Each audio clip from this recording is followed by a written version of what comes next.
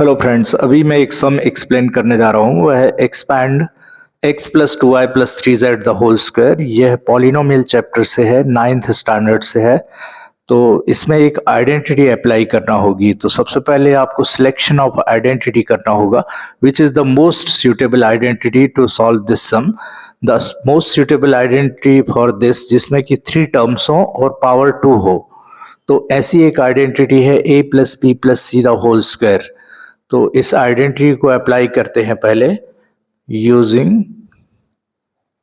a plus b plus c the whole square equal to a square plus b square plus c square plus 2ab plus 2bc plus 2ca।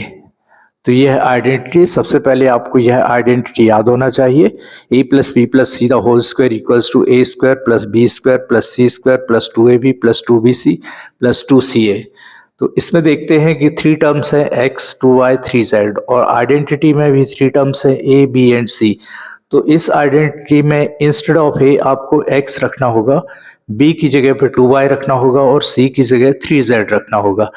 हर जगह पर जहां जहां A B C है आपको x 2y और 3z रखना है। हाँ, rest of the things you have to write the same. जैसे कि पावर 2 है ए के साथ तो पावर 2 लगाना होगी, प्लस साइन है तो प्लस भी लगाना होगा, 2ab में 2 है तो 2 हर जगह लिखना होगा। यह सभी कुछ आपको सेम लिखना होगा, सिर्फ ए बी सी की जगह x 2y और 3z रखना है। तो आइए वैल्यू रखते हैं। तो पहले लिखेंगे x plus 2y plus 3z the whole square equal to a square है तो यहाँ पर x स्क्वायर लिखेंगे, b स्क्वायर है तो 2y द होल स्क्वायर। जब 2y रखेंगे तो ब्रैकेट लगाना जरूरी है, तभी पावर 2 लगेगी। विदाउट ब्रैकेट यदि आप पावर लगाते हैं तो वह सिर्फ y के लिए होगी, 2 के लिए नहीं होगी, तो रॉन्ग हो जाएगा। प्लस सी स्क्वायर के लिए आपको रखना होगा 3z the whole square. 3z the whole square भी जरूरी है क्योंकि this is the square of 3 as well as of z। Plus 2ab, identity में 2 है तो 2 रखना होगा। a की जगह आप x लिखिए ब्रैकेट में क्योंकि ये मल्टीप्लिकेशन फॉर्म में है, और b की जगह 2y plus 2bc।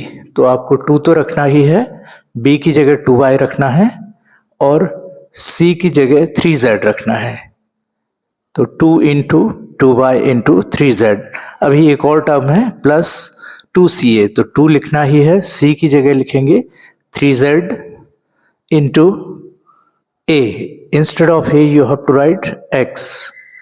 So now we got x square plus 2y the whole square plus 3z the whole square plus 2 into x into 2y plus 2 into 2y into 3z plus 2 into 3z into x।